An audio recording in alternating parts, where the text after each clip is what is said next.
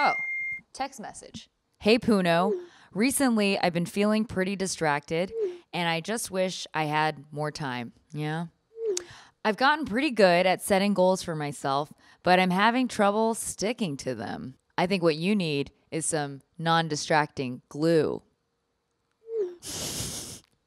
Do you have any advice for dealing with distractions? Also, where are you right now? Where are you right now? Ooh, doo doo doo doo doo doo doo.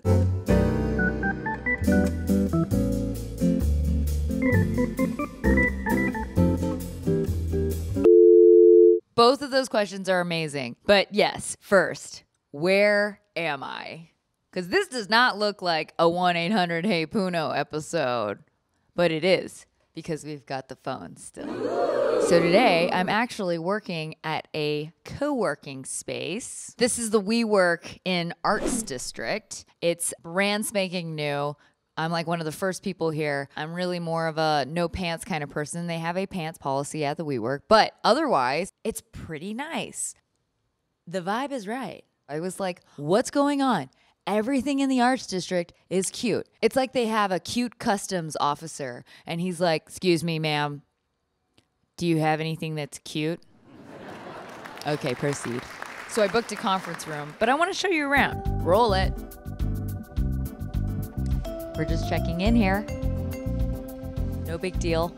That's right. Hi, how is everybody doing? I want to get information. Joshua Tree is so hot.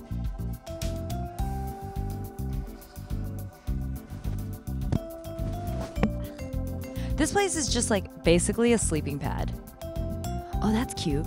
I have not seen one of these in forever. This is great. It's not working. Where's my friend?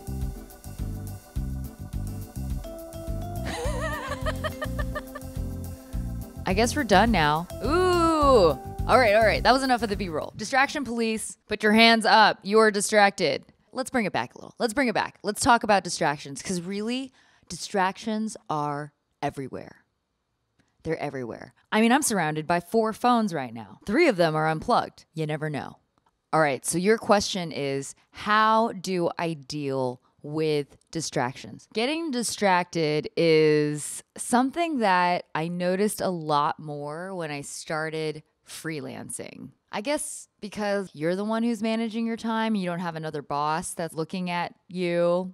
Not that I ever had bosses that would just look at me, but you're kind of on your own. But I'm wondering, do other people feel this way as well? I'm all alone here. I think we should take it to the streets. Hey, Puno. Thanks, Puno. We're here on the 3rd floor of the WeWork Maxwell building, and I'm gonna say hello. Hi, how's it going? Hi, good. Thank you. Great. Hi, how are you? Hi, how's it going? Sorry. I know I'm being creepy. I'm sorry. Do you guys know each other? Yeah, we're friends. Oh, friends that work together? No, we're not working together. We're just freelancers. Oh, very convenient.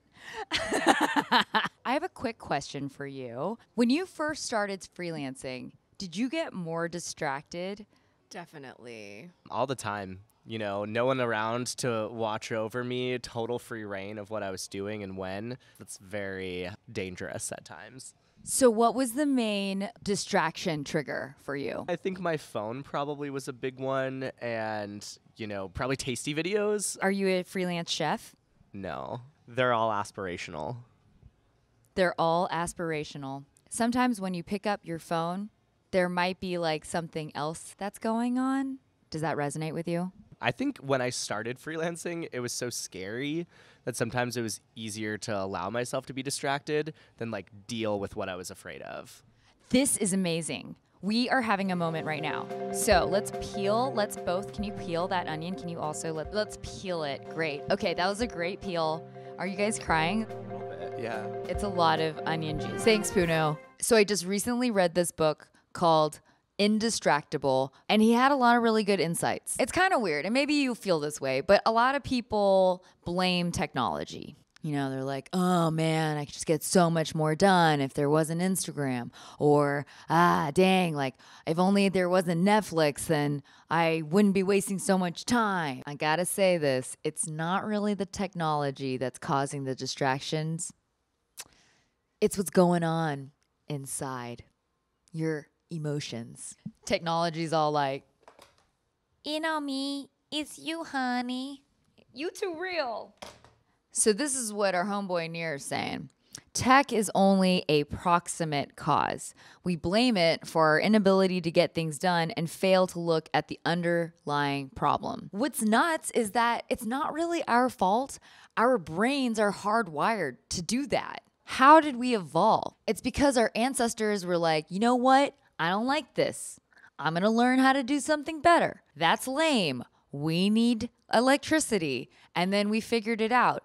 And we just keep growing and learning and surviving and evolving because we humans love discomfort. It just is the fuel to our human fire. A caveman was probably super bored one day and was like, I feel creative and I need an outlet for that. Hieroglyphics.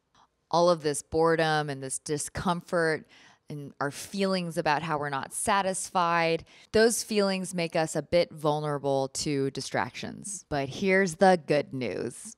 We don't have to be slaves to negative feelings about this. We have a choice. We can harness this knowledge and do something about it. That is so human of you. So how? It's recognizing our distraction triggers. Distraction triggers. We have to look at the reasons why we're getting distracted in the first place. So there's actually two types of triggers. There's external triggers, and that's stuff like pop-up notifications, this TV, people, you know? And then we've got internal triggers. That's like being bored, being stressed out, being unhappy, being unsatisfied, the feelings. Triggers can lead to a path of traction or distraction. Actually, the best way to describe this is with a little role play. So we're going to go back to Puno and she's going to help us out with this. Back to you, Puno. All right, so what you two represent are two paths. You're the path of productivity and you're the path of distraction. So essentially what happens is whenever you get triggered by a distraction, you've really got two options. You can either go with it and get distracted, or you can fight it and get distracted later when you want to. Okay, so, I just got triggered. I'm a cute panda bear. Hi, I'm Etsy.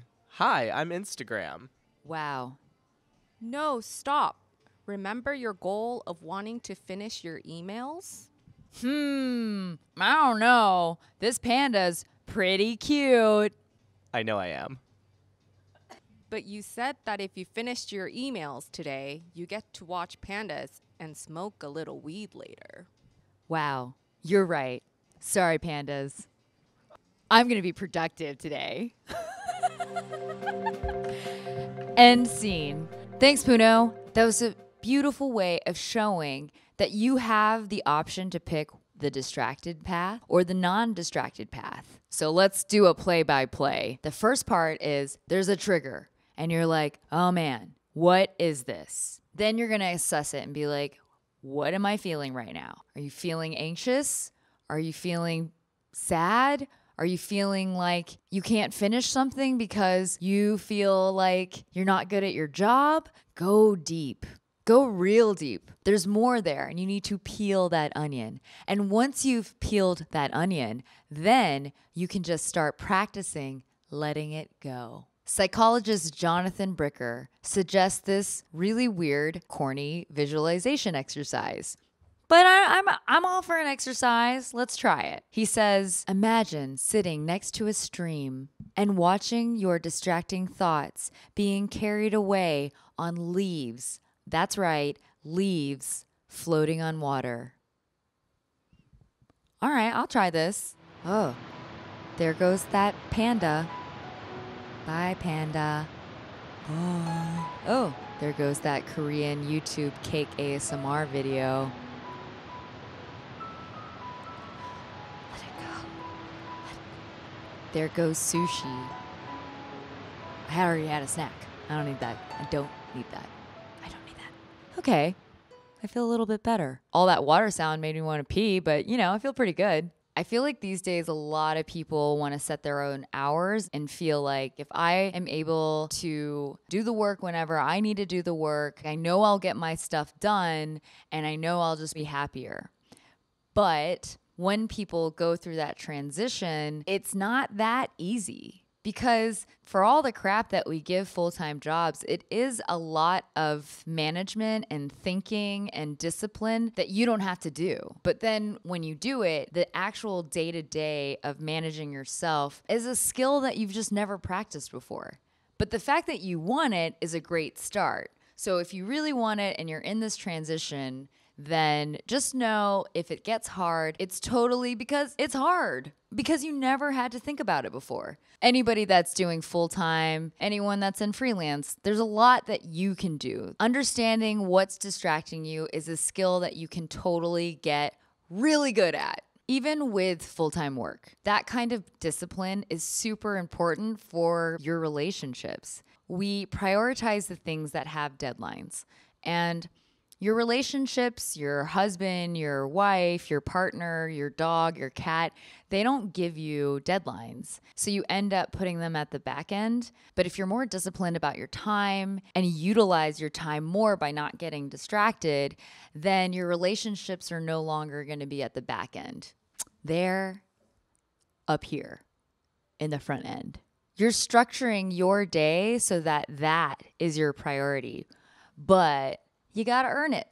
One of my favorite ways of doing that is Pomodoro, also known as super productive time on I Love Creatives. Basically, Pomodoro is time boxing. What time boxing does is it guarantees a framework to make success possible. When you start managing your own time, I find a lot of people feel this way. They just don't think they're good at it. And then because they don't think they're good at it, then they think, oh, well, I'm not good at freelancing. And that's not necessarily the case. So maybe try this Pomodoro technique. And actually, since Puno's still bothering those other two people, we can just go to her and see how it's done.